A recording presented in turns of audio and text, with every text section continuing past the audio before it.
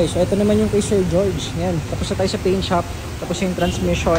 Nakapila to dun sa upholstery natin. Papare-up natin yung dito sa bubong. Tapos papalagyan natin ng foam cushion para mas maganda, mas matibay. Ayan, so ito yung 2014 Ford Focus. Top of the line yan, 2.0 engine. Sunroof, push start, leather seats. Kita nyo, maganda. So lalo na pag nakatapos tong 3-step detailing natin. So ito is, kakapasok lang ito kanina. Kita nyo, napakadumi. O, check nyo rin yung before and after nyan. Aligabok, diba? Yan, before and after. Yan, sa bubong.